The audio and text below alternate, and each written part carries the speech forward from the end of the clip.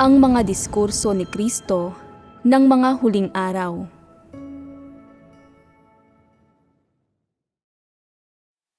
Sa paglutas lamang sa mga kuro-kuro ng isang tao, siya makakapagsimula sa tamang landas ng pananampalataya sa Diyos. Ikatlo, ipagpapatuloy natin ngayong pagbahaginan ang tungkol sa isyu ng mga kuro-kuro. 2 beses na nating napagbahaginan ang isyong ito dati at muli natin itong pagbabahaginan ngayon para tapusin na ang paksang ito. Tungkol sa ibinahagi dati, dapat kayong mag-usap-usap at pagkatapos ay pagnilayan at danasin ninyo ang mga ito ng paunti-unti.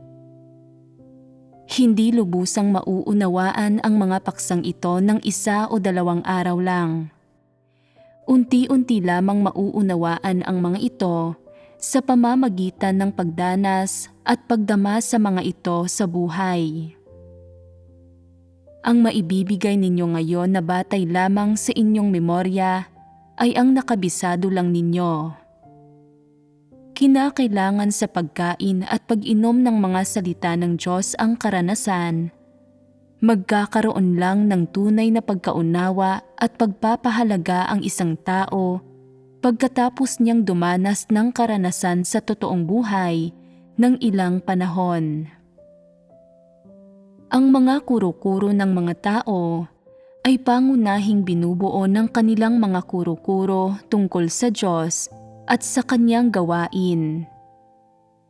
Pinaka-naaapektuhan ng 2 klase ng mga kuro-kurong ito ang paghahangad ng mga tao, kung ano ang pananaw nila sa mga bagay, ang pagkaunawa at saloobin nila sa Diyos, at lalo na ang landas na tinatahak nila sa pananampalataya sa Diyos, pati na rin ang direksyon at mga layong pinipili nila sa kanilang mga buhay. Mula sa 2 pagbabahaginan natin dati, eksakto na ba ninyong matutukoy kung ano ang ibig sabihin ng mga kuro-kuro? Isang klase ng kuro-kuro ang mga imahinasyon tungkol sa pananampalataya sa Diyos. Pangunahing na ipamamalas ang mga imahinasyong ito sa ilang panlabas na pag-uugali sa pananalita at asal ng mga tao, pati na rin sa mga detalye ng buhay nila tulad ng pagkain, pananamit, tirahan at transportasyon. Ito ang pinakamababang antas. Sa susunod na antas, may ilang imahinasyon tungkol sa paghahangad ng isang tao sa pananampalataya sa Diyos at sa landas na tinatahak niya sa paggawa niyon, pati na rin sa mga hinihingi, imahinasyon at maling pagkaunawa ng mga tao na kinasasangkutan ng gawain ng Diyos.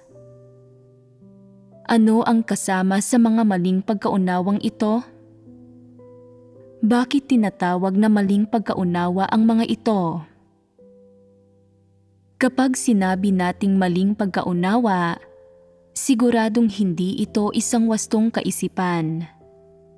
Sa halip, isang bagay itong hindi tumutugma sa mga katunayan, salungat sa katotohanan, at hindi naaayon at taliwas din sa gawain at disposisyon ng Diyos, o isang bagay na may kalooban ng tao at nanabuo mula sa mga kuro-kuro, imahinasyon at kaalaman ng mga tao na walang anumang kinalaman sa Diyos mismo o sa gawain ng Diyos. Kapag umuusbong ang mga ganitong uri ng mga kuro-kuro, imahinasyon, maling pagkaunawa at hinihingi, ang ibig sabihin nito ay umabot na sa sukdulan ang mga kuro-kuro ng mga tao tungkol sa Diyos at sa gawain ng Diyos. Sa puntong ito, ano na ang nangyayari sa relasyon ng mga tao at ng Diyos? May nabubuong hadlang sa pagitan nila. mayroong hadlang sa pagitan ng mga tao at ng Diyos. Seryosong isyu ba ito? Kapag nabuo ang ganitong hadlang, ang ibig sabihin nito ay napakalala na ng mga kuro-kuro at imahinasyon ng mga tao. Kapag may nabubuong hadlang sa pagitan ng mga tao at ng Diyos, ang ibig sabihin nito ay dismayado ang mga tao sa ilang bagay na ginawa ng Diyos. Ayaw na nilang magtiwala sa Diyos, tratuhin ang Diyos bilang Diyos, o magpasakop sa Diyos. Nagsisimula na silang magduda sa pagiging matuwid at sa disposisyon ng Diyos. Anong mga pagpapamalas ang agad na kasunod nito? Ang paglaban. Kung hindi hinahanap ng mga tao ang katotohanan, hindi lamang lumilikha ng hadlang sa mga puso nila ang maling pagkaunawang ito, kundi agad din itong nauuwi sa paglaban. Paglaban sa katotohanan, sa mga salita ng Diyos, at sa kataas-taasang kapangyarihan ng Diyos. Nadidismaya sila sa ginawa ng Diyos, sinasabing, "Hindi naaangkop ang ginagawa mo. Hindi ko aprobado ni sinasang-ayunan ito." Ang mensaheng ipinahihiwatig nito ay, "Hindi ko kayang magpasakop. Ito ang pasya ko. Gusto kong magpahayag ng pagtutol. Gusto kong magpahayag ng opinyon na naiiba sa mga salita ng Diyos, sa katotohanan, at sa mga hinihingi ng Diyos." Anong klaseng pag-uugali ito? Naghihinaing sila. Umuusbong ang hinaing at pagsalungat kasunod ng paglaban. Ito ay paglala. Kapag ang tiwaling disposisyon ng isang tao ang namuno, ang isang kuro-kuro ay makakalikha ng isang hadlang at ng mga hindi pagkakaunawaan sa pagitan ng mga tao at ng Diyos. Kapag hindi kaagad ito nalutas sa pamamagitan ng paghahanap sa katotohanan, dumalaki ang hadlang, nagiging isang makapal na pader. Hindi mo na nakikita ang Diyos o ang tunay na pag-iral niya, lalo na ang banal niyang diwa. Nagsisimula ka ng magduda kung totoo bang Diyos ang nagkatawang taong Diyos. Nawawalan ka na ng interes sa pagkain at pag-inom sa salita ng Diyos, at ayaw mo nang manalangin sa Diyos. Sa ganitong paraan, palayo na ng palayo ang relasyon mo sa Diyos. Bakit nakapagpapakita ng ganoong pag-uugali ang mga tao? Dahil pakiramdam nila, nasaktan ang puso nila, napinsala ang dignidad nila, at napahiya ang pagkatao nila nang dahil sa ginawa ng Diyos. Ganito nga ba talaga? Hindi. Ano ba talaga ang nangyayari kung gayon? Ito ay dahil hindi pa natutugunan ang mga pagnanais ng mga tao at dahil naapektuhan ng sitwasyong nakaharap nila ang kanilang mga sariling interes. Ito ay dahil may tiwaling disposisyon ang mga tao. Kapag hindi kaagad natugunan ang magagarbong pagnanais nila, lumalaban sila sa Diyos at sobra silang nadidismaya na gumawa ang Diyos sa paraang hindi naaayon sa mga kuro-kuro ng tao. Hindi nila kinikilala, ni tinatanggap man, na ang ginagawa ng Diyos ay katotohanan at pagmamahal, at na ito ay para iligtas ang mga tao. Bumubuo sila ng mga kuro-kuro at maling pagkaunawa tungkol sa ginawa ng Diyos, na ang ibig sabihin, ang tiwaling disposisyon nila ang may kontrol.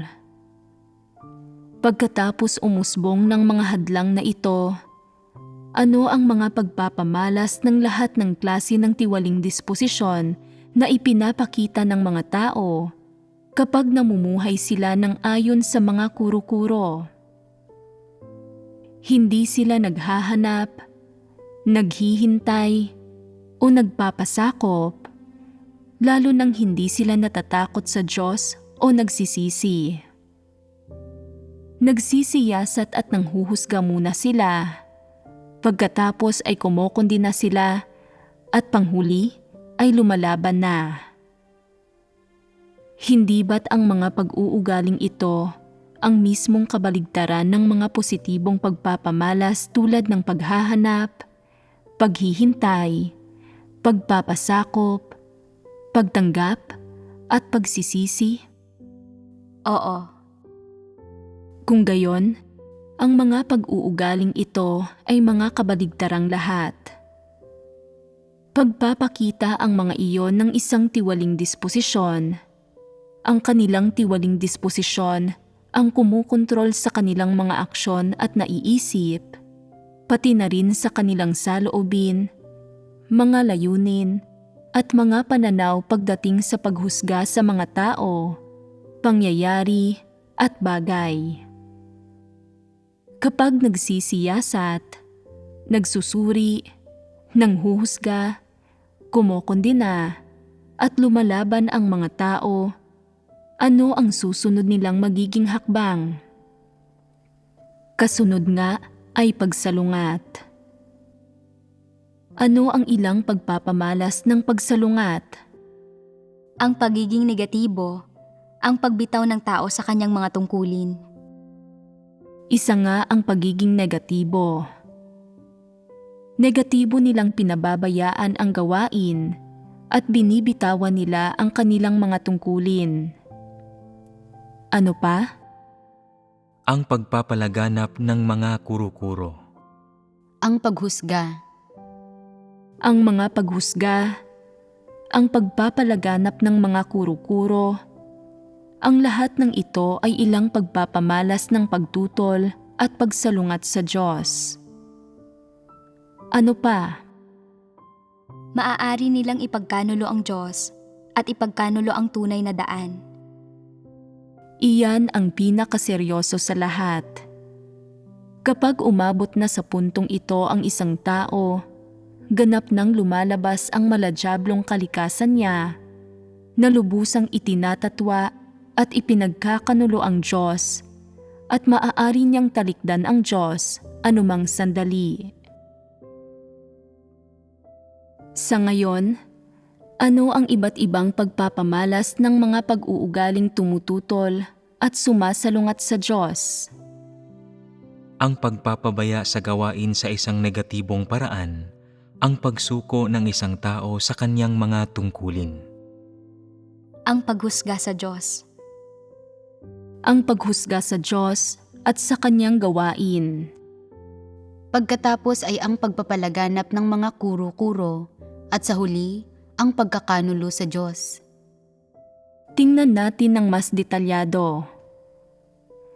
May pagrereklamo bang sangkot sa pagpapalaganap ng mga kuro-kuro? Minsan, may halong pagrereklamo ang pagpapalaganap ng kuro-kuro tulad ng hindi matuwid ang ginagawa ng Diyos. Nananampalataya ako sa Diyos, hindi sa mga tao. At naniniwala akong matuwid ang Diyos. May mga natatagong reklamo sa mga salitang ito. Malalalang pag-uugali lahat ang pagpapabaya sa isang negatibong paraan, ang pagpapalaganap ng mga kuro-kuro at ang paghusga sa Diyos. Subalit ang pinakamalala ay ang pagkakanulo. Ang apat na ito ay kitang-kita, malala at may kalikasang tuwirang lumalaban sa Diyos. Ano ang ilang partikular na pagpapamalas na nasa mga pag-uugaling ito ang naiisip ninyo, ang nakita na ninyo, o ang nagawa pa nga ninyo mismo? Nariyan din ang pag-udyok para magpahayag ng pagkadismaya sa Diyos inuudyukan ng ilan ang iba pa na salungatin ang Diyos. Isa itong pagpapamalas ng pagpapalaganap ng mga kuro-kuro. Mayroon bang mga tao na mukhang mapagpasakop, pero kapag nananalangin sila ay sinasabi nila na, "Hayaan ang Diyos na ibunyag ito. Tama ang ginagawa ko. Mabubunyag din naman ang lahat kalaunan. Alam kong matuwid ang Diyos." Maaaring mukhang tama pakinggan ang mga salitang ito. Sigurado pa ngang may katwiran, pero nagtatago ang mga ito ng pagsuway at pagkadismaya sa Diyos. Isa itong pagsalungat ng isipan. Ito ay negatibong pagpapabaya at negatibong pagsalungat. May iba pa bang aspekto? Sa kaso ng negatibong pagpapabaya, naririyan din ang pagkakalugmok sa kalungkutan at pagsuko sa kabiguan. Ang paniniwalang ganito na lang talaga sila, na ganito lang talaga ang kalikasan nila. Iniisip nila na walang makakapagligtas sa kanila, kaya kung gusto silang wasakin ng Diyos, magkaganoon na lang. Isa itong uri ng tahimik na pagsalungat. Negatibo ang talagang kalagayan nila.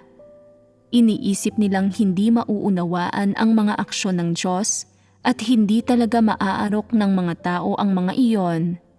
Kaya anuman ang gustong gawin ng Diyos, hayaan nating gawin niya iyon. Sa panlabas, tila ba nagpasakop sila sa mga pamamatnugot at pagsasaayos ng Diyos. Pero ang totoo, sa kaibuturan ng puso nila, labis nilang nilalabanan ang mga pagsasaayos ng Diyos at talagang dismayado at sumusuway sila. Kinilala na nila na gawa ito ng Diyos at hindi na sila humihingi pa. Kung ganoon, bakit sinasabing isa itong sentimiento ng pagsalungat? Bakit inilalarawan ito sa ganitong paraan? Sa katunayan, sa kamalayan nila, ayaw din nilang kondinahin ito. Ayaw nilang magpasya na nagsasabing, "Mali ang ginawa ng Diyos. Hindi ko ito tinatanggap. Makakapagpasakop ako sa ibang bagay na ginawa ng Diyos, pero hindi rito." Ano't anuman, dahil dito ay magiging pabaya na lang ako sa gawain ko sa isang negatibong paraan. Sa kanilang natatagong kamalayan, hindi ganito ang kalagayan nila. Wala silang ganitong kamalayan. Sa puso nila, medyo masuwayin, dismayado, o galit lang sila. Maaaring kondinahin pa nga ng ilang tao na mali ang mga aksyon ng Diyos, subalit sa kaibuturan ng kanilang puso, sa mga subhetibo nilang pagnanais, ayaw naman talaga nilang kondinahin ang Diyos sa kanilang kamalayan dahil sa huli, ang sinasampalatayaan nila ay ang Diyos. Kaya bakit sasabihin na pagsalungat ang pag-uugaling ito, na negatibong pagpapabaya ito, at na may mga elemento ito ng pagiging negatibo? Isang uri mismo ng paglaban at pagsalungat ang pagiging negatibo, at may ilan itong pagpapamalas. Una, kapag nagkakaroon ang mga tao ng mga kalagayan gaya ng pagkalugmok sa kalungkutan at pagpapabaya sa isang negatibong paraan, namamalayan ba nila sa puso nila na mali ang mga kalagayang ito? Maaaring mamalayan ito ng lahat, maliban na lang ng mga taong 2 o 3 taon pa lang nananampalataya at bihirang makinig sa mga sermon. Hindi nila nauunawaan ang mga bagay na ito. Subalit hanggat ang isang tao ay 3 taon na o higit pang nananampalataya sa Diyos, madalas na nakikinig sa mga sermon at nauunawaan ang katotohanan, maaari siyang magkaroon ng ganitong kamalayan. Kapag napagtanto ng mga tao na mali ang gayong mga kalagayan, ano ang dapat nilang gawin para maiwasan ang pagiging mapagsalungat? Una, kailangan nilang maghanap. Hanapin ang ano?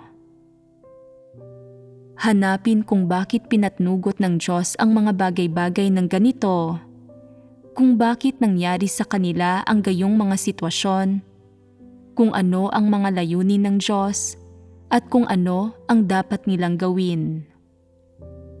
Positibo ang mga ito.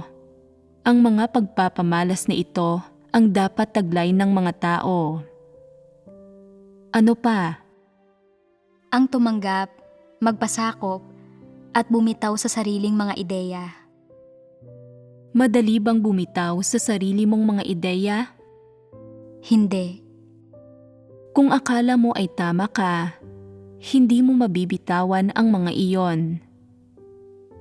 Para maabot mo ang punto kung saan makakabitaw ka na, may mga hakbang na kailangang gawin.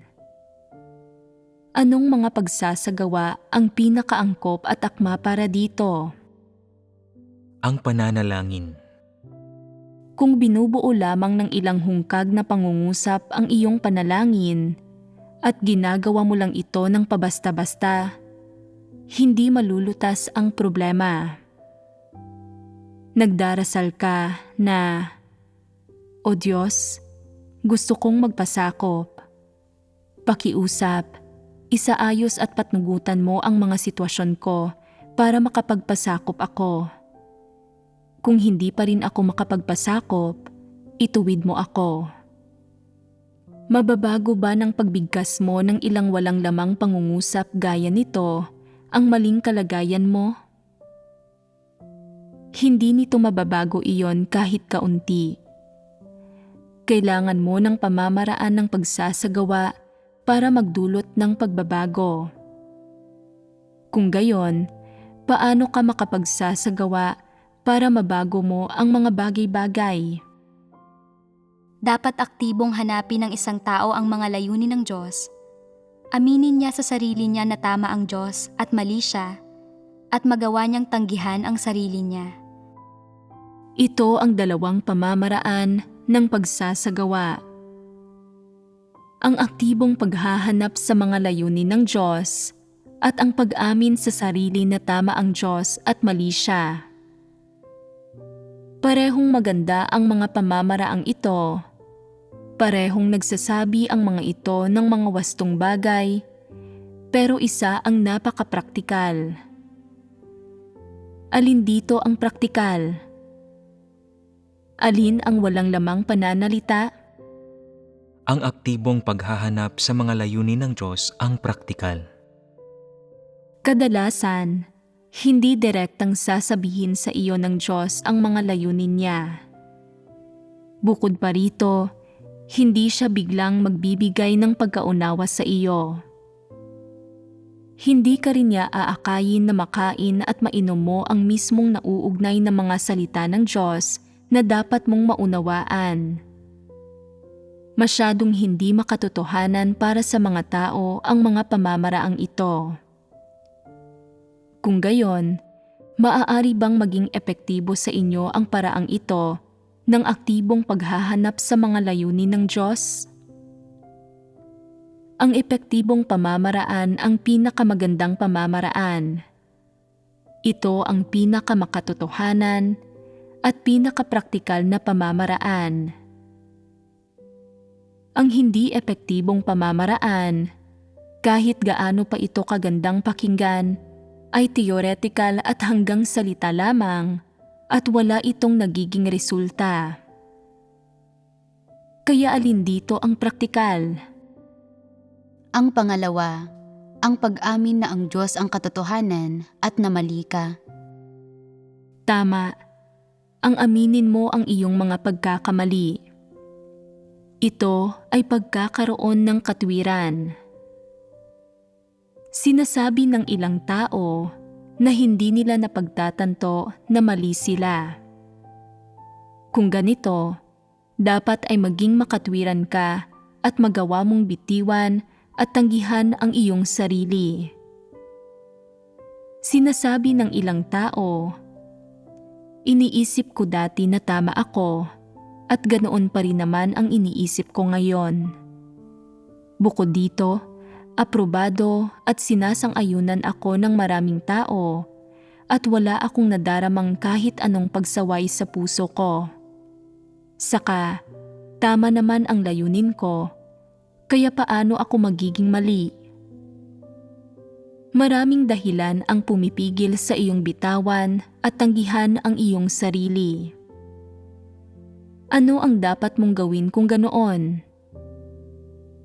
Kahit ano pang katwiran mo sa pag-aakala mong tama ka, kung sumasalungat ang tamang ito sa Diyos at tumataliwas sa katotohanan, mali ka talaga.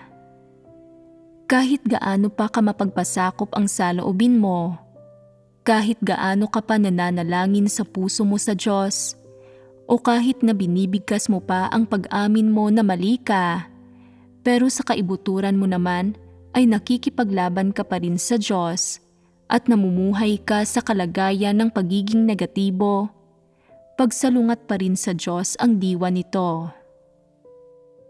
Pinatutunayan nito na hindi mo pa rin napagtatanto na mali ka. Hindi mo tinatanggap ang katunayang mali ka. Kapag nagkakaroon ng mga maling pagkaunawa at kuro-kuro sa Diyos ang mga tao, dapat muna nilang kilalanin na ang Diyos ang katotohanan at na hindi taglay ng mga tao ang katotohanan at nasiguradong sila ang mali. Isa ba itong uri ng pormalidad? Kung magkakaroon ka lang ng ganitong pagsasagawa bilang pormalidad, sa panlabas, malalaman mo ba ang mga kamalian mo? Hindi kailanman. Nangangailangan ng ilang hakbang para makilala mo ang iyong sarili.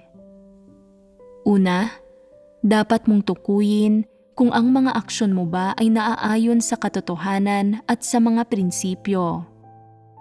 Huwag mo munang tingnan ang mga intensyon mo.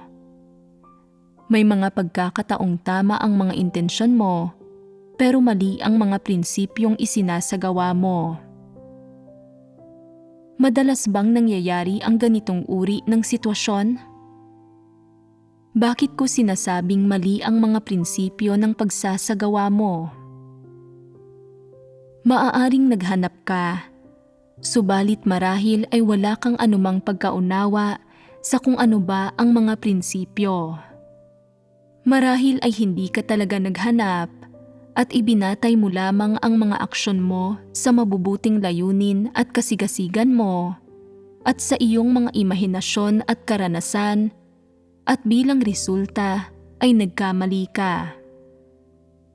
Maiisip mo ba ito? Hindi mo mahuhulaan na mangyayari ito at nagkamali ka. At hindi ba't nabunyag ka na kung gayon? Kung patuloy kang makikipaglaban sa Diyos pagkatapos mong mabunyag, nasaan ang mali rito? Nasa hindi pagkilala na tama ang Diyos at nasa pagpupumilit na tama ako. Sa ganoong paraan ka nagkamali. Ang pinakamalaking pagkakamali mo ay hindi na may nagawa kang mali at nalabag mo ang mga prinsipyo na nagdulot ng kawalan o iba pang mga kahihinatnan, kundi na may nagawa kang pagkakamali, pero ipinipilit mo pa rin ang pangangatwiran mo kaya hindi mo maamin ang pagkakamali mo. Sinasalungat mo pa rin ang Diyos batay sa mga kuro-kuro at imahinasyon mo. Tinatanggihan mo ang gawain niya at ang mga katotohanang ipinahayag niya. Ito ang pinakamalaki at pinakamatinding pagkakamali mo. Bakit sinasabing ang ganoong kalagayan ng isang tao ay pagsalungat sa Diyos? Dahil hindi niya kinikilala na mali ang ginagawa niya. Kinikilala man o hindi ng mga tao na ang lahat ng ginagawa ng Diyos at ang kanyang kataas-taasang kapangyarihan ay tama, at kung ano ang kabuluhan ng mga iyon, kung hindi muna nila kayang kilalanin na sila mismo ang mali, ang kalagayan nila ay pagsalungat sa Diyos. Ano ang dapat gawin para maitama ang kalagayang ito? Una, dapat tanggihan ng isang tao ang sarili niya. Hindi masyadong praktikal para sa mga tao ang kasasabi lang natin tungkol sa pangangailangang hanapin muna ang mga layunin ng Diyos. Sinasabi ng ilan, kung hindi ito masyadong praktikal, ibig sabihin ba niyon ay hindi kinakailangan ang paghahanap? Hindi na kailangang hanapin pa ang ilang bagay na pwedeng hanapin at maunawaan. Pwede ko nang laktawan ang hakbang na iyon. Uubra ba ito? Maliligtas pa ba ang taong kumikilos sa ganitong paraan? Medyo baluktot ang pagkaunawa ng ganitong mga tao. Medyo malayo ang paghahanap sa mga layunin ng Diyos at hindi ito kaagad makakamit. Para mas mapabilis, mas makatotohanan na bitiwan muna ng tao ang kanyang sarili nang alam niya na ang kanyang mga aksyon ay mali at hindi naaayon sa katotohanan, at pagkatapos ay hanapin niya ang mga katotohanang prinsipyo. Ito ang mga hakbang. Maaaring tila simple lang ang mga ito, pero maraming mahirap sa pagsasagawa ng mga ito dahil ang mga tao ay may mga tiwaling disposisyon, pati na rin lahat ng klase ng imahinasyon at hinihingi, at may mga pagnanais din sila na nakakagulo lahat sa pagtanggi at pagbitaw ng mga tao sa kanilang mga sarili. Hindi madaling gawin ang mga ito. Hindi na natin tatalakayin ng mas malalim ang paksang ito. Ituloy na nating talakayin ang isyu ng mga kuro-kuro na tinalakay natin sa huling dalawang pagbabahagi na natin. Ngayon lang, ang pangunahing pinagtutuunan ng pagbabahagi na natin ay kung paano maaaring humantong sa mga maling pagkaunawa sa Diyos ang mga kuro-kuro na bumubuo naman ng hadlang sa pagitan ng mga tao at ng Diyos, at nagdudulot ang hadlang na ito na magkaroon sila ng paglaban sa Diyos. Ano ang kalikasan ng paglabang ito? Ito ay ang pagsalungat, paghihimagsik. Sa makatwid, kapag nagkakaroon ang mga tao ng pagsalungat sa Diyos at pagtutol sa Kanya, hindi ito isang bagay na nangyayari agad. May mga pinag-ugatan ito. Katulad ito ng kapag biglang natuklasan ng isang tao na nagkasakit siya at na napakalala ng sakit na iyon. Nagtataka siya kung paanong mabilis na lumala ang lagay niya. Ang katunayan, matagal nang nasa katawan niya ang sakit na ito at may mga ugat na. Hindi ito nakuha noong araw na naging halata ito. Sa halip, iyon lang ang araw na natuklasan niya ito. Ano ang ibig kong sabihin sa pagsasabi nito? Ang abilidad bang maghimagsik sa Diyos, sumalungat sa Kanya, at tumutol sa Kanya ay isang bagay na mahuhulaan ng lahat kapag nagsisimula pa lang silang manampalataya sa Diyos? Siguradong hindi. Ito ba ang panimulang layunin sa pananampalataya sa Diyos ng bawat tao na kalaunan ay tumututol at sumasalungat sa Kanya? May nakapagsabi na ba kailanman na hindi ako nananampalataya sa Diyos para sa mga pagpapala. Gusto ko lang talagang tumutol sa Diyos at sumalungat pagkatapos ko siyang makita, nang sa gayon ay maging tanyag at kilala ako, at para maging sulit ang buhay ko? Mayroon bang sino mang nagkaroon ng ganoong mga plano kahit kailan? Walang sino mang nagplano ng ganito kahit kailan, maski ang pinakahangal, pinaka-estupido, o pinakamasamang tao. Gusto ng lahat ng tao na manampalataya ng tapat sa Diyos, na maging mabuti, na makinig sa mga salita ng Diyos, at nagawin ang lahat ng hinihingi sa kanila ng Diyos. Bagamat hindi nila kayang matamo ang ganap na pagpapasakop sa Diyos, kahit papaano ay matutugunan nila ang pinakamabababang hinihingi ng Diyos at mapalulugod nila ang Diyos sa abot ng makakaya nila. Ang gandang kahilingan niyon. Bakit sila humantong sa pagtutol at pagsalungat sa Diyos? Ayaw mismo ng mga tao at sila mismo ay hindi alam kung paano ito nangyari. Pagdating sa pagtutol at pagsalungat sa Diyos, malungkot at masama ang loob nila. Iniisip na, paano ito nagagawa ng mga tao? Kahit pa umasal ang ibang tao ng ganito, hindi ako dapat umasal ng ganito. Katulad lang ito ng sinabi ni Pedro na, kung ang lahat ay magdaramdam sa iyo, ako kailanmay hindi magdaramdam.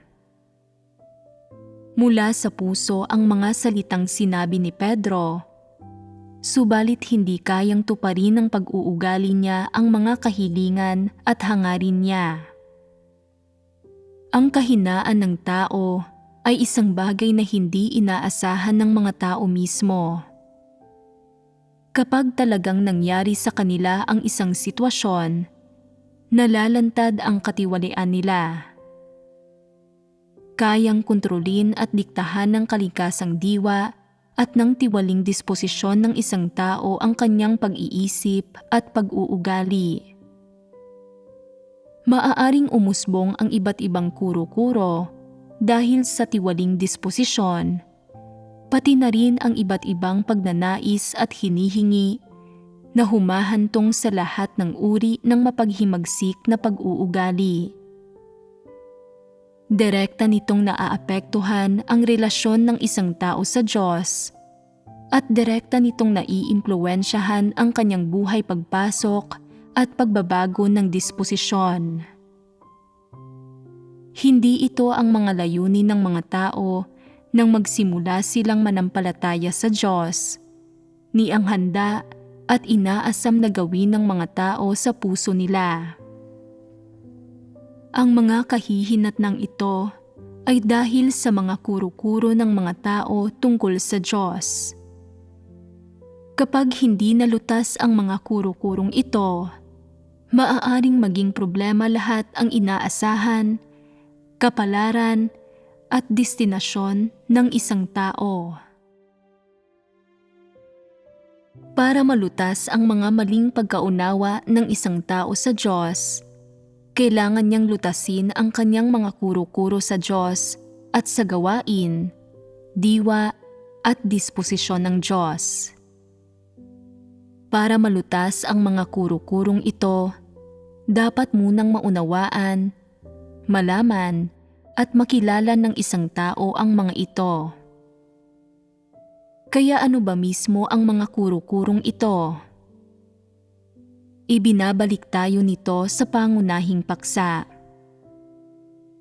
Dapat tayong magsimula sa ilang praktikal na halimbawa para tugunan ang mga kuro-kuro at pagpapamalas na ito ng mga tao.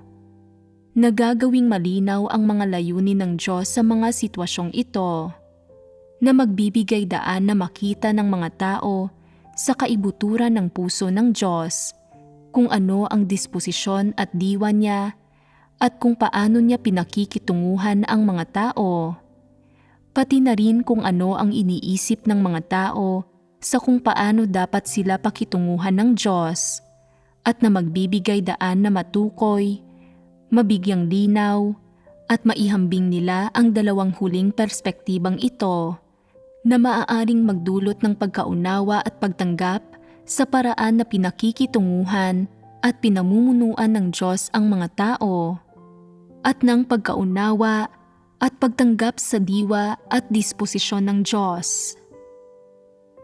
Kapag may malinaw ng pagkaunawa ang mga tao sa paraan ng pamumuno ng Diyos sa mga tao at sa kanyang gawain, hindi na sila bubuo ng mga kuro-kuro tungkol sa Diyos. Mawawala na rin ang hadlang sa pagitan ng Diyos at ng mga tao, at hindi na uusbong sa mga puso nila ang kalagayan ng pagsalungat at pagtutol na nakadirekta sa Diyos. Maaaring direktang lutasin ang mga isyong ito ng paghihimagsik at paglaban sa Diyos sa pamamagitan ng pagbabasa ng mga salita ng Diyos at pagbabahaginan ng katotohanan. Kahit na anong aspekto pa ng mga kuro-kuro ang tinutugunan, dapat itong magsimula sa pagbabasa ng mga salita ng Diyos at pagbabahaginan ng katotohanan. Dapat iugnay ang lahat ng bagay sa katotohanan. Lahat ay may kinalaman sa katotohanan. Kung gayon, ano-ano ang mga kuro-kurong ito ng mga tao? Simulan natin sa pagtalakay sa gawain ng Diyos, gamit ang ilang partikular na halimbawa para linawin ang mga prinsipyo sa likod ng gawain ng Diyos at ang mga prinsipyo at pamamaraan kung paano pinakikitunguhan at pinamumunuan ng Diyos ang mga tao. Maaaring talakayin ng isang halimbawa ang pamamaraan ng gawain ng Diyos. Maaari din itong talakayin ang pamamaraan kung paano inuuri ng Diyos ang isang tao at ang pagtatakda niya sa kahihinatnan nito, o maaari nitong talakayin ang disposisyon at diwa ng Diyos. Para linawin ang mga puntong ito, kung magsasalita tayo sa isang hungkag na paraan tungkol sa kung ano ang Diyos, kung ano ang ginawa ng Diyos, at kung paano niya pinakitunguhan ang mga tao sa loob ng 6,000 taon niya ng paggawa, sa tingin ba ninyo ay magiging angkop iyon? Madali lang ba ninyong tatanggapin iyon?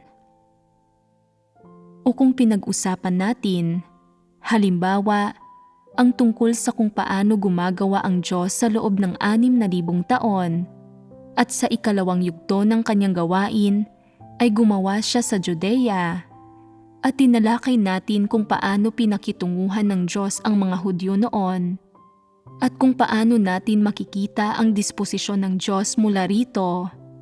Magiging madali na bang maunawaan iyon? Halimbawa, kung pinag-usapan natin kung paano pinamumunuan ng Diyos ang mundong ito, kung paano niya pinakikitunguhan ang mga tao mula sa iba't ibang etnisidad, kung ano ang iniisip ng Diyos, kung paano niya itinatakda ang mga teritoryo nila, at kung bakit niya sila hinahati sa iba't ibang lokasyon, partikular na kung bakit nasa hindi gaanong magagandang lugar ang ilang mabubuting tao, samantalang nasa mas maaayos na lugar ang ilang masasamang tao, at kung anong mga prinsipyo ang ginagamit ng Diyos sa pagtatalaga sa mga bagay sa ganitong paraan, at nakita natin ang mga pamamaraan ng Diyos sa pamamahala sa sangkatauhan mula sa paksang ito. Magiging madali na bang maunawaan ito? Hindi ba't medyo may kalayuan ang mga paksang ito mula sa pagbabago ng disposisyon at buhay pagpasok sa pang-araw-araw na buhay ng mga tao? Hindi ba't medyo abstrakto ang mga ito? Bakit natin sinasabing malayo at abstrakto ang mga iyon? Dahil sa totoong buhay, kung may pagkaunawa lang tayo sa mga katotohanan na may kinalaman sa mga pangitain, gaya ng mga detalye kung paano pinamamahalaan at ginagabayan ng Diyos ang sangkatauhan, tila medyo malayo iyon sa mga problemang kinakaharap natin sa araw-araw na buhay at wala iyong gaanong kinalaman. Para tugunan ang mga problema sa totoong buhay, kailangan nating magsimula sa mga halimbawang naririnig, nakikita at nadarama ninyo sa inyong buhay at palawakin ninyo mula roon ang pananaw ninyo. Kahit anong mga istorya ang ikwento ko o kahit aling mga tao at pangyayari ang sangkot sa mga istoryang ito, kahit pa may kinalaman ang mga iyon sa mga bagay na ginawa mo dati, ang pinaka-epekto ng mga istoryang ito ay ang matulungan kang maunawaan ang mga katotohanang may kinalaman sa paksang tinatalakay ngayon. May silbi ang bawat naikwentong istorya at may kinalaman ito sa pagpapahalagang nais ipabatid nito at sa katotohanang ipinapahayag nito. Simulan na natin ang kwento. Ito ang unang kaso. Matagal ng panahon ang nakalilipas. Nagpadala ng isang bote ng gamot sa ubo ang isang iglesia at nagpaliwanag na laging nagsasalita at nangangaral sa atin ang Diyos at inuubo siya minsan kapag masyadong nagsasalita. Para maging mas maayos ang pangangaral ng Diyos at mabawasan ang pag-ubo niya, nagpadala kami ng gamot sa ubo.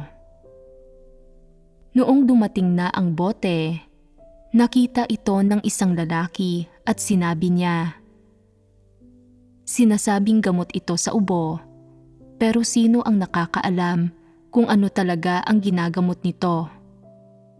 Hindi natin ito pwedeng basta ibigay na lang sa Diyos para inumin.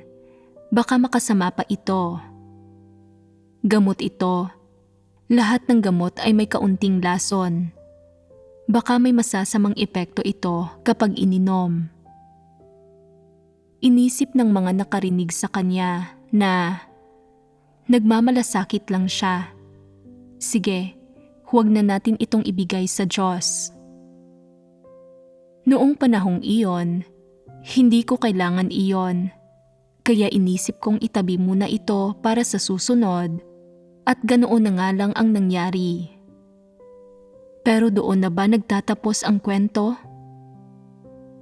Hindi. Ang kwento tungkol sa gamot na ito ay nagsimula noong araw na iyon.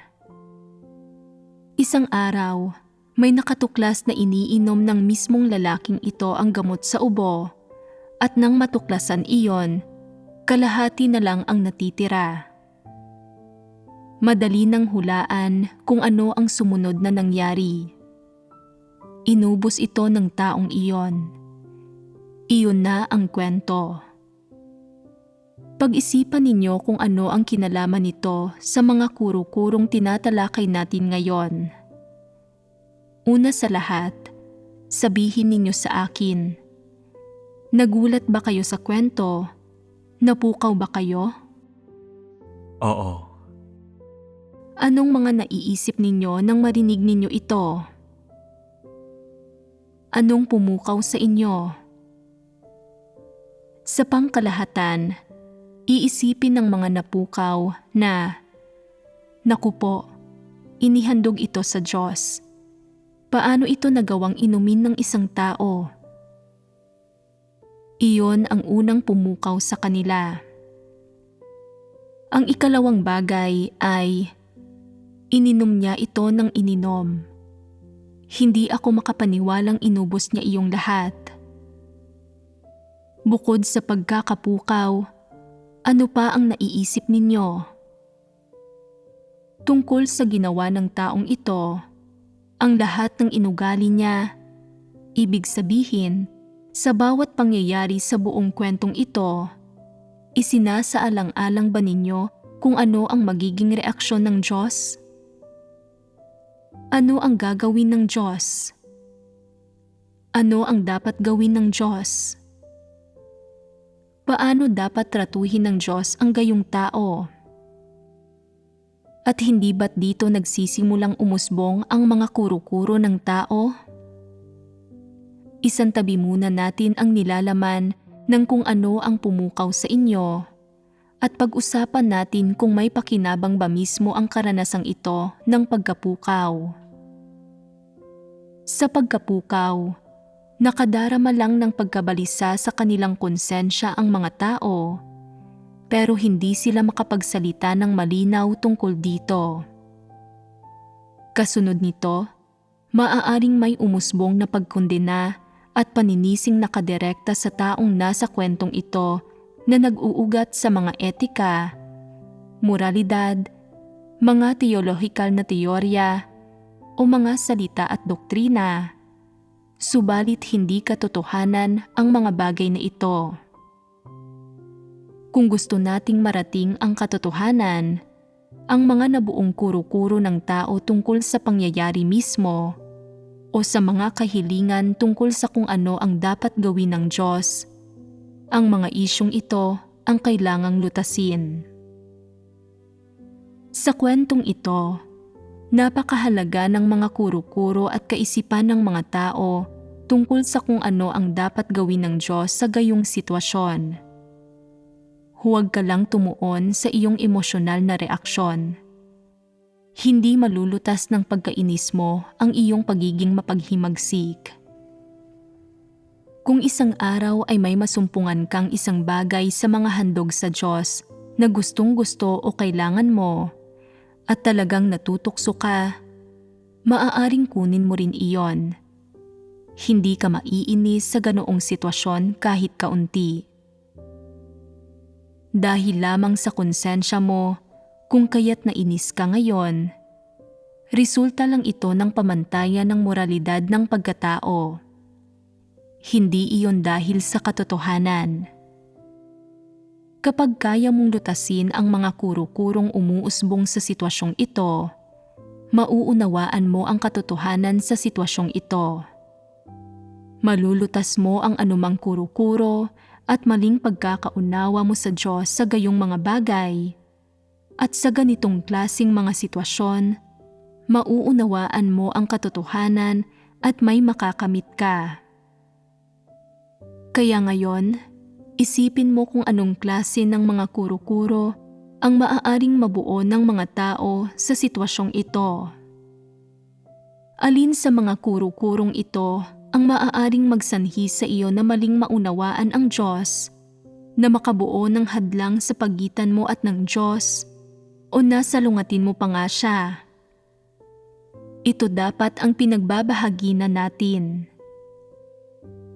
Sabihin ninyo sa akin, nang maganap ang pangyayaring ito, may naramdaman bang pagsaway sa konsensya niya ang lalaking ito? Wala.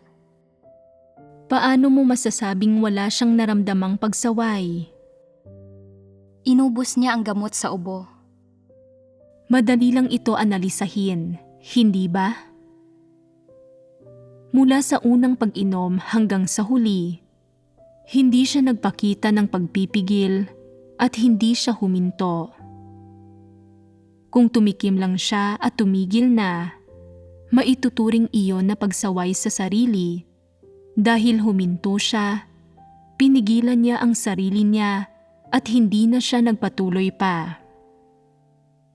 Pero hindi ganito ang ginawa ng lalaking ito. Ininom niya ang lahat ng laman ng bote. Kung mayroon pa nga, magpapatuloy pa siya sa pag-inom.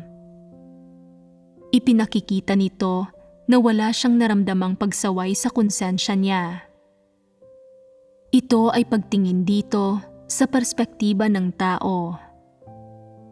Ngayon, ano ang tingin ng Diyos sa bagay na ito?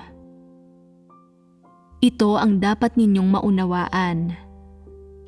Mula sa kung paano pinakikitunguhan ng Diyos ang sitwasyong ito, kung paano niya sinusuri at tinutukoy ito, makikita ninyo ang disposisyon ng Diyos, ang diwa ng Diyos, at matutukoy rin ninyo ang mga prinsipyo at pamamaraan ng pagkilos ng Diyos. Kasabay nito, maaaring ibunyag din nito ang ilang kuro-kuro ng tao na magtutulak sa mga tao na sabihing, ganito pala ang saloobin ng Diyos sa mga tao. Ganito pala pinangangasiwaan ng Diyos ang mga tao. Hindi ako nag-isip sa ganitong paraan dati.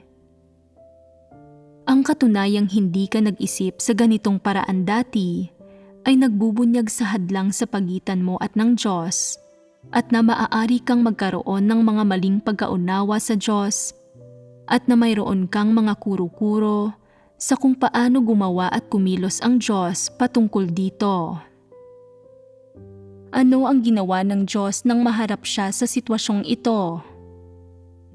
Sinabi ng lalaking iyon na, "Gamot ito, may kaunting lason ang lahat ng gamot.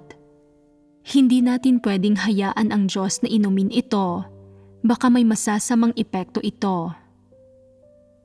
Ano ang intensyon, ang pakay sa likod ng kanyang mga salita? Totoo ba o hindi ang mga salitang iyon? Hindi totoo ang mga iyon. Mapanlinlang, mali, at hindi tapat ang mga iyon. Naging malinaw kung ano ang nangyayari sa puso niya dahil sa mga sumunod na aksyon niya at sa kung ano ang ipinakita niya. May ginawa ba ang Diyos sa mga maling salita at aksyon ng lalaking ito? Wala. Paano natin nalaman na walang ginawa ang Diyos? Nang sabihin ng lalaking ito ang mga salitang iyon, hindi siya tapat. Huwad siya. Nanunood lang ang Diyos. Hindi gumagawa ng positibong gawain ng paggabay ni ng negatibong gawain ng pagsaway. Minsan nakakaramdam ang mga tao ng pagsaway sa kanilang konsensya. Iyon ay paggawa ng Diyos. Nakaramdam ba ng pagsaway ang lalaking ito ng oras na iyon? Hindi lamang siya hindi nakaramdam ng pagsaway, nagsalita pa siya ng may pagmamalaki. Hindi siya sinaway ng Diyos, nanunood lang ang Diyos. Bakit nanunood ang Diyos? Nanunood ba siya para makita kung paano lalabas ang mga katunayan? Hindi naman ganoon. Sa sandaling naharap ang isang tao sa isang sitwasyon, bago pa siya magpasya kung ano ang gagawin niya o bumuo ng mga katunayan, nauunawaan ba siya ng Diyos? Oo. Hindi lang panlabas ng taong ito ang nauunawaan ng Diyos, kundi pati na rin ang kaibuturan ng puso nito.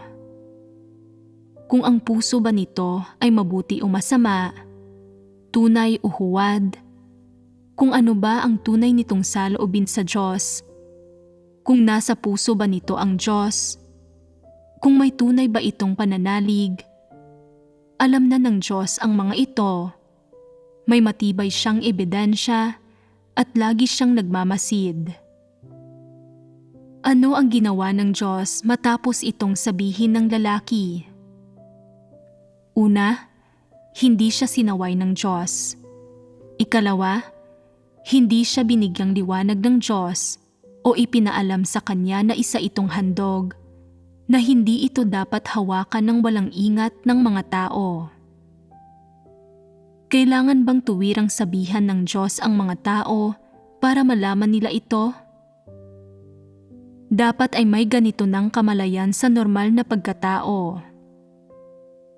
Maaaring sabihin ng ilan, hindi lang talaga alam ng ibang tao. Hindi mo ba sasabihin sa kanila? Hindi ba't malalaman nila kung sasabihin mo na lang sa kanila? Kapag hindi iyon alam ng isang tao, ligtas siya sa pagkakasala. Sa ngayon, hindi nila alam. Kung alam lang nila, hindi nila magagawa ang pagkakamaling ito, hindi ba? Hindi ba't pagprotekta ito sa kanila? Kumilos ba ang Diyos ng ganito? Hindi. Bakit hindi kumilos ang Diyos ng ganito? Sa isang banda, dapat alam ng lalaking iyon ang konsepto na handog ito sa Diyos. Hindi ito pwedeng hawakan ng mga tao. Sa kabilang banda, kung hindi niya ito alam, bakit hindi sa kanya sinabi ng Diyos? Bakit hindi ipinaalam ng Diyos sa kanya para pigilan siyang gawin ang gayong bagay at pigilan siyang maharap sa gayong mga kahihinatnan? Hindi ba't mas maipapakita ang katapatan ng Diyos sa pagliligtas sa mga tao kung sinabi niya ito sa lalaki? Hindi ba't mas maipapakita nito ang pag-ibig ng Diyos? Kung ganoon, bakit hindi ito ginawa ng Diyos? Gusto siyang ibunyag ng Diyos. Oo, gusto siyang ibunyag ng Diyos. Kapag nahaharap ka sa mga sitwasyon, hindi aksidente na nahaharap ka sa mga iyon. Ang isang partikular na sitwasyon ay maaaring maging kaligtasan mo o maaaring maging pagkawasak mo. Sa mga pagkakataong iyon, nanunood ang Diyos, nananatiling tahimik, hindi namamatnugot ng anumang sitwasyon para udyukan ka, ni nagbibigay liwanag sa iyo sa pamamagitan ng mga salitang tulad ng, "Hindi mo dapat gawin ito. Magiging matindi ang mga kahihinatnan niyan." O, "Walang katwiran at pagkatao ang gawin ito sa ganitong paraan." Walang gayong kamalayan ang mga tao. Sa isang banda, ang kawalan ng gayong kamalayan ay dahil hindi sila inudyukan ng Diyos ng sandaling iyon, hindi kumilos ang Diyos. Sa kabilang banda, kung may konsensya ang isang tao at mayroon siyang kaunting pagkatao, kikilos ba ang Diyos sa ganoong pundasyon? Oo. Tama iyan. Magkakaloob ang Diyos ng gayong biyaya sa Kanya. Pero bakit binaliwala ng Diyos ang partikular na sitwasyong ito?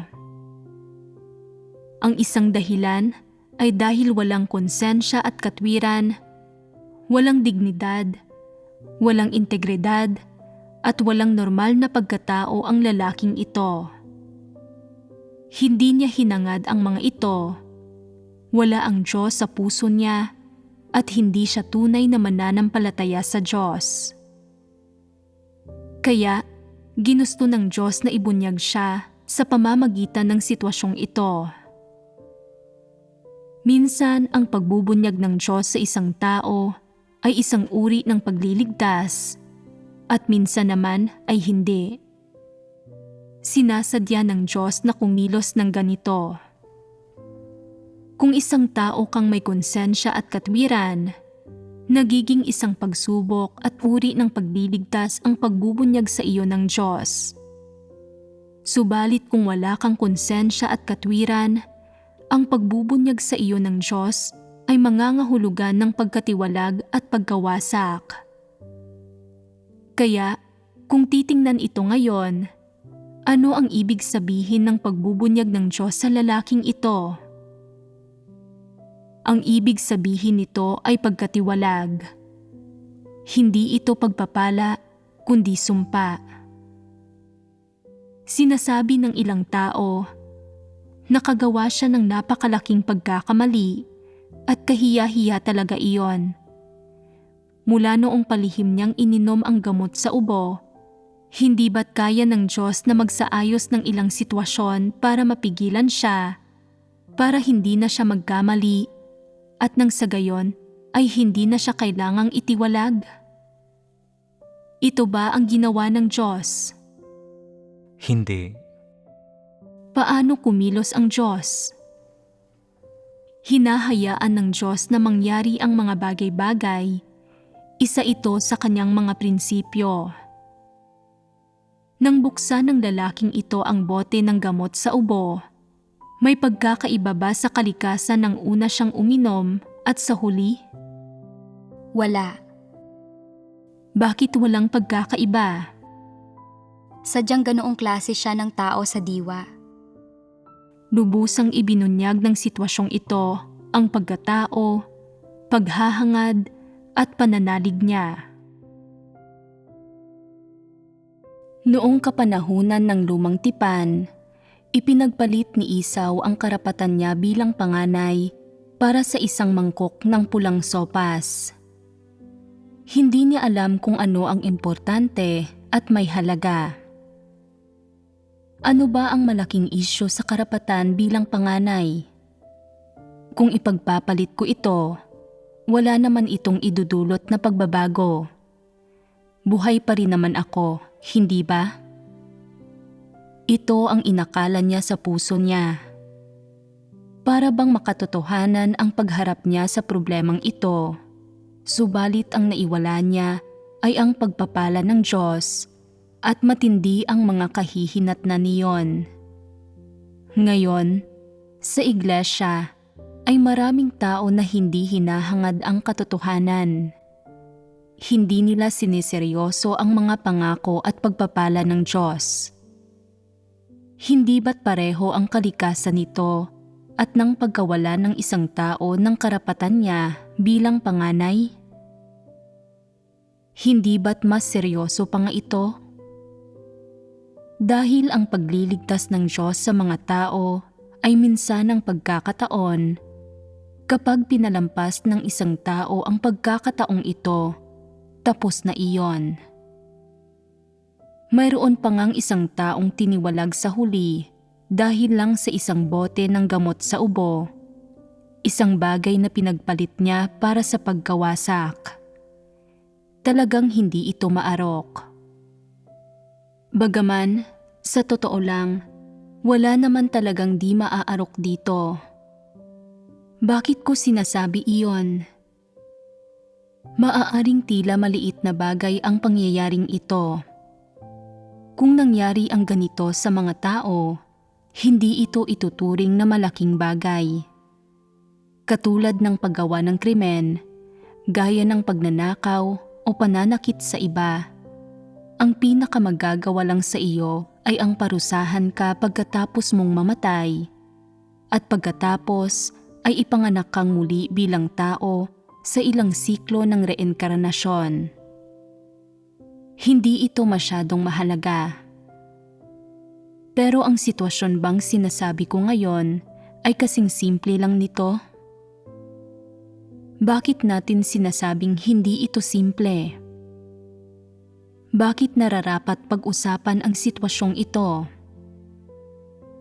Simulan natin sa boteng ito ng gamot sa ubo. Ang katunayan, hindi naman malaki ang halaga ng boteng ito ng gamot sa ubo. Subalit kapag inihandog na ito sa Diyos, nagbabago na ang diwa nito. Naging handog na ito. Sinasabi ng ilang tao, idiniklara ng banal ang mga handog. Hindi sa mga tao ang mga handog. Hindi dapat hawakan ng mga tao ang mga handog. Tama rin na sabihin ito. Ano ba ang handog? Ang handog ay isang bagay na iniaalay ng isang tao sa Diyos. Ano man ito, tinutukoy na handog ang mga ganoong bagay.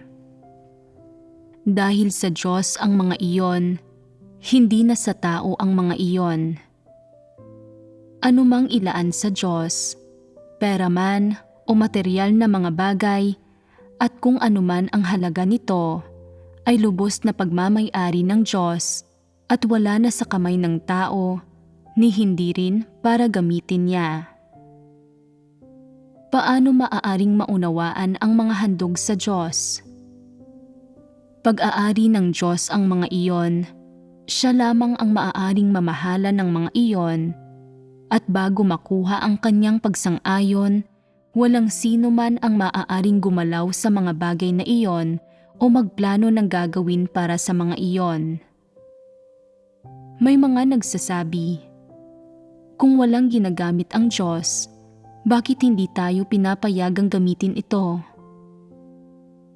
Kung masisira ito pagkaraan ng ilang panahon, hindi ba iyon nakakahiya? Hindi, kahit magkagayon. Ito ay isang prinsipyo. Ang mga handog ay mga bagay na pag-aari ng Diyos, hindi sa tao. Malaki o maliit, may halaga man o wala ang mga ito. Sa sandaling ilaan ang mga ito ng tao sa Diyos, nagbago na ang diwa nito. Gusto man o ayaw ng Diyos sa mga ito. Sa sandaling ang isang bagay ay naging handog, kabilang na ito sa mga pag-aari ng lumikha at nasa kanya ng pamamahala. Ano ang kabilang sa paraan ng pagtrato ng isang tao sa mga handog? Kabilang dito ang saloobin sa Diyos ng isang tao. Kung ang saloobin ng isang tao sa Diyos ay kinabibilangan ng kawalang galang at paghamak at pagpapabaya, kung gayon, ang saloobin ng taong iyon sa lahat ng bagay na pag-aari ng Diyos ay tiyak na magiging ganoon din. Mayroong ilang nagsasabi, may ilang handog na walang sino mang nag-uusisa. Hindi ba't nangangahulugan iyon na ang mga ito ay pag-aari ng kung sino ang may hawak ng mga ito? Kung meron mang nakakaalam nito o wala, ito ay pagmamay-ari ng nakahanap. Ang sino mang makakakuha sa mga bagay na iyon ay siyang may-ari ng mga ito. Ano ang palagay mo sa ganoong pananaw?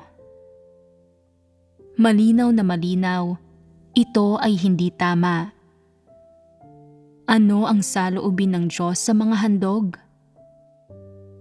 Ano man ang ihandog sa Diyos, tanggapin man niya ito o hindi, sa sandaling ang isang bagay ay itinalaga bilang isang handog, ang sino mang tao na may iba pang pagnanasa rito ay maaaring humantong sa pag-apak sa isang pasabog. Ano ang ibig sabihin nito? Nangangahulugan ito na sinasalungat mo ang disposisyon ng Diyos. Tama iyan. Alam ninyong lahat ang konseptong ito, pero bakit hindi ninyo nakikilala ang diwa ng bagay na ito? Kaya, ano ang sinasabi ng bagay na ito sa mga tao? Sinasabi nito sa kanila na walang pinalalampas na mga pagkakasala ng tao ang disposisyon ng Diyos at na hindi sila dapat nakikialam sa kanyang mga bagay. Halimbawa, ang mga handog sa Diyos. Kung aangkinin ng isang tao ang mga ito o sasayangin at wawaldasin niya ang mga ito, malamang na masasalungat niya ang disposisyon ng Diyos at maparurusahan siya. Gayunpaman, ang galit ng Diyos ay may mga sariling prinsipyo. Hindi ito katulad ng inaakala ng mga tao, kabilang na ang paghampas ng Diyos sa sino mang nagkakamali. Sa halip, napupukaw ang galit ng Diyos kapag may sumasalungat sa Diyos sa mahahalaga at importanteng bagay.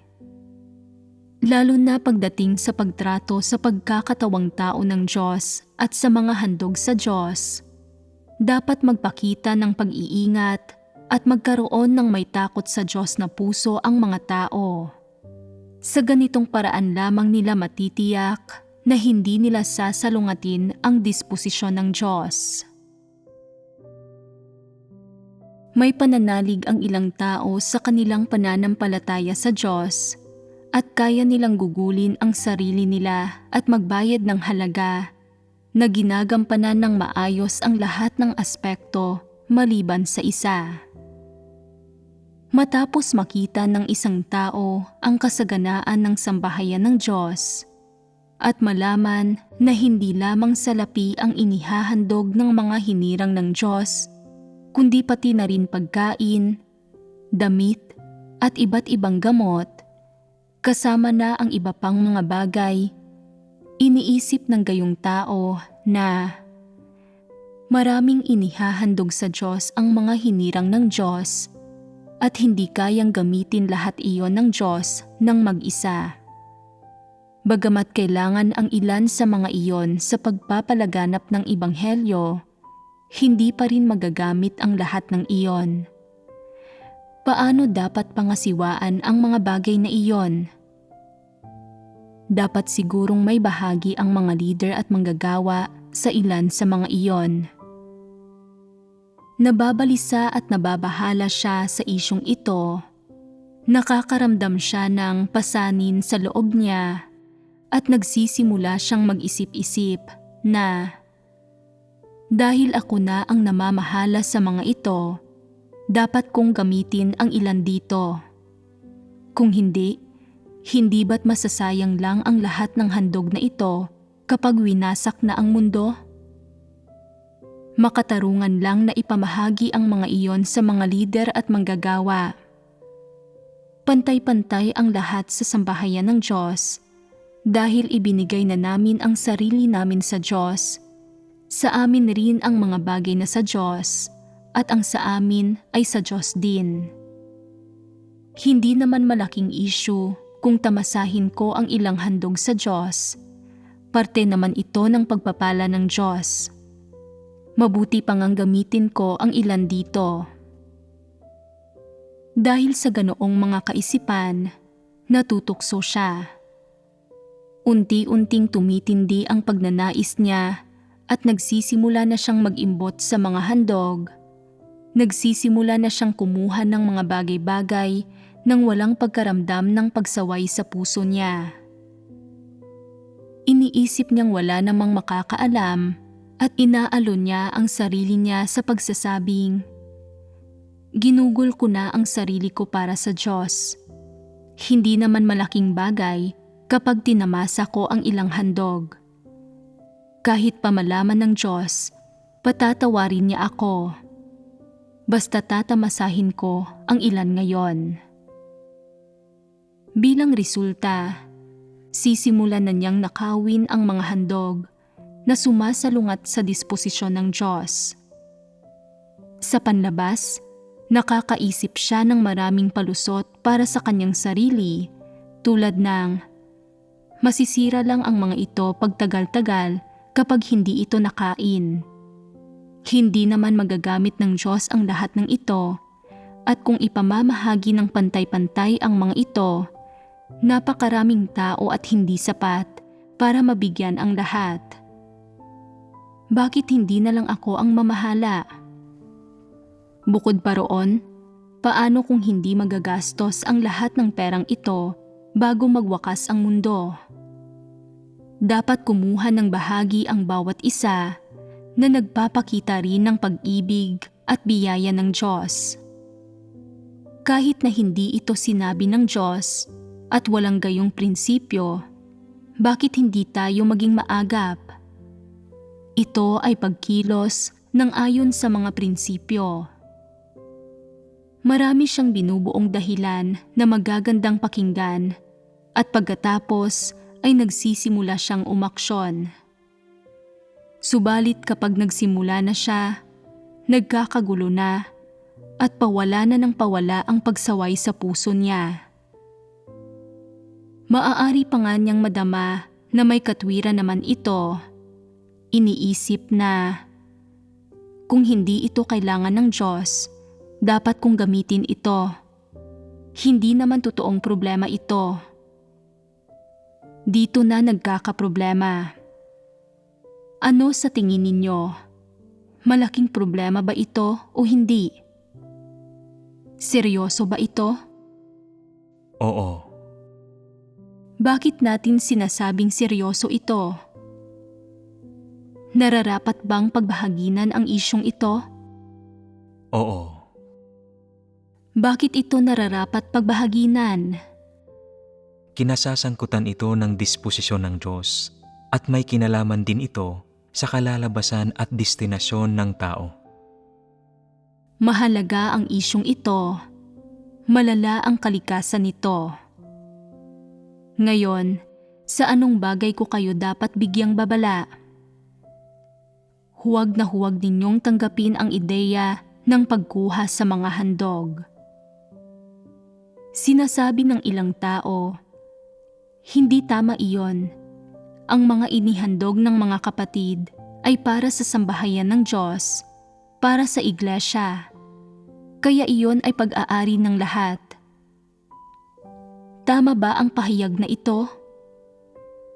Paano nabubuo ang ganoong pahayag? Nabubuo ang teoryang tulad nito mula sa kasakiman ng tao. Ano pa ang sangkot sa isyong ito? Mayroong isang bagay na hindi pa natin natatalakay. Ano iyon? Iniisip ng ilan, isang malaking pamilya ang sambahayan ng Diyos. Para maipakita ang maayos na pamilya, mayroon dapat pag-ibig at pagpaparaya. Dapat paghatian ng lahat ang pagkain, inumin at mga yaman, at dapat na pantay-pantay na ipamahagi ang lahat ng iyon. Halimbawa, dapat may damit ang lahat at dapat itong pantay-pantay na ipamahagi at matamasa. Hindi nagtatangi ang Diyos. Kung may isang taong hindi makabili kahit medyas man lang, at kung may ilang sobrang pares ang Diyos, dapat siyang magbigay ng tulong sa kanila. Higit pa rito, galing sa mga kapatid ang mga handog sa Diyos. Sobra-sobra na ang taglay ng Diyos. Hindi ba't dapat ipamahagi ang ilan sa mga iyon sa mga dukha? Hindi ba't maipapakita nito ang pag-ibig ng Diyos? Ganito ba mag-isip ang mga tao? Hindi ba't mga kuro-kuro ng tao ang mga ito? Puwersahang inaangkin ng mga tao ang ari-arian ng Diyos habang maganda nila itong binabansagan na biyaya ng Diyos, mga pagpapala ng Diyos at dakilang pag-ibig ng Diyos. Palagi nilang gustong pantay na makipaghatian sa Diyos, gustong pantay-pantay na hatiin ang lahat ng bagay, palaging isinusulong ang egalitarianismo. Iniisip nilang simbolo ito ng universal na pagkakaisa, ng pagkakasundo ng tao, at isang kasiyasiyang pag-iral, at itinuturing nila ito na isang kalagayan na dapat na ipamalas. Hindi ba't mga kuro-kuro ito ng tao? Lalo na sa sambahayan ng Diyos, iniisip nila na wala dapat magutom. Kung may nagugutom, dapat gamitin ng Diyos ang mga handog sa Kanya para makatulong. Hindi dapat ito baliwalain ng Diyos. Hindi ba't ang dapat na ito na pinaniniwalaan ng mga tao ay isang klase ng kuro-kuro? Hindi ba't isa itong paghingi ng tao sa Diyos? Pagkatapos manampalataya sa Diyos, sinasabi ng ilang tao na napakaraming taon na akong nananampalataya sa Diyos pero wala pa akong nakamit. Mahirap pa rin ang pamilya ko. Hindi dapat ito mangyari. Dapat maging mabait ang Diyos sa akin. Dapat niya akong pagpalain para mas maluwalhati ko siya. Dahil mahirap ang pamilya mo, hindi mo hinahangad ang katotohanan. Umaasa kang mabago ang mahirap mong kalagayan sa pamamagitan ng pananampalataya sa Diyos at ginagamit mo ang pagluluwalhati sa Diyos bilang dahilan para makipagtawaran sa Kanya. Mga kuro-kuro at imahinasyon ito ng tao. Magagarbong pagnanais iyon ng tao. Hindi ba't isang uri ng pakikipagtawaran sa Diyos ang pananampalataya sa Diyos nang may gayong mga motibo? May konsensya at katwiran ba ang mga nakikipagtawaran sa Diyos? Nagpapasakop ba sa Diyos ang mga taong iyon? Siguradong hindi. Walang konsensya at katwiran ang mga taong ito. Hindi nila tinatanggap ang katotohanan. Itinataboy sila ng Diyos at sila ay mga walang katwirang tao na hindi makakamit ang pagliligtas ng Diyos.